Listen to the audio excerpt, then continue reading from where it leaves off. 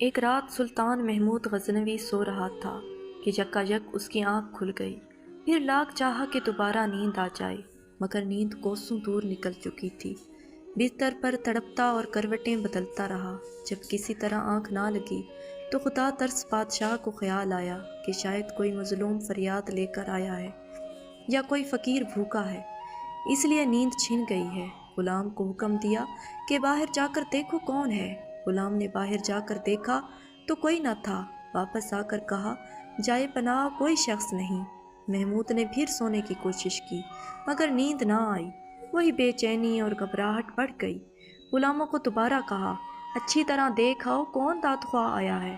غلام دوڑ کر گئے، ادھر ادھر خوب تلاش کیا، پھر واپس آ کر بولے، حضور کوئی نہیں ہے۔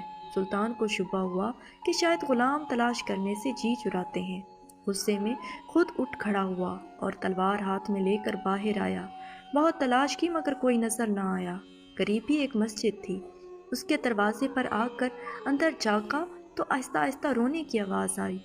قریب پہنچ کر دیکھا تو ایک شخص فرش پر پڑا ہوا تھا، اس کا منہ زمین سے لگا ہوا تھا، آنکھوں سے آنسو جاری تھے، آہیں بھر رہا تھا اور چپکے چپکے کہہ رہا تھا، اے کہ از غم ندیدہ خواری، از غم ماں کجا خبرداری، خفتہ ماندی چو بخت ماہر شب، تو چا دانی ز رنج بیداری۔ پھر کہنے لگا، سلطان کا دروازہ بند ہے تو کیا، سبحان کا دروازہ تو کھلا ہے۔ اگر محمود ولی سو رہا ہے تو حرج نہیں، معبود اصلی تو جاگ رہا ہے۔ یہ سن کر سلطان اس کے قریب پہنچا اور بولا، محمود کی شکایت کیوں کرتا ہے؟ وہ تو ساری رات تیری تلاش میں بے چین ہے، بتا تکلیف کیا ہے، کس نے ستایا ہے؟ وہ شخص اٹھ کھڑا ہوا اور پھوٹ پھوٹ کر رونے لگا، حضور ایک درباری کے ہاتھوں ستایا ہوا ہوں مگر اس کا نام نہیں جانتا، اس نے میری عزت خاک میں ملا دی، آدھی رات کو مستی کے عالم میں میرے گھر آتا ہے اور میری شریک زندگی کی عصمت کو داغدار کرنے کی کوشش کرتا ہے۔ اگر آپ نے اس تلوار کی آگ سے اس داغ کو نہ دھویا تو کل قیامت کے دن میرا ہاتھ ہوگا اور آپ کا گریبان۔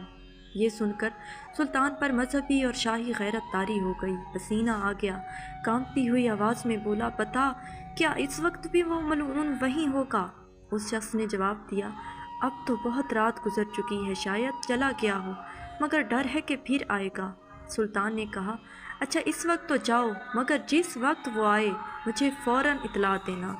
وہ شخص دعا دے کر چلا ہی تھا کہ سلطان نے اسے پھر بلایا اور پہرے داروں سے کہا، دیکھو یہ جس وقت بھی آئے، چاہے میں سو رہا ہوں یا جاگ رہا، فوراً میرے پاس پہنچا دینا۔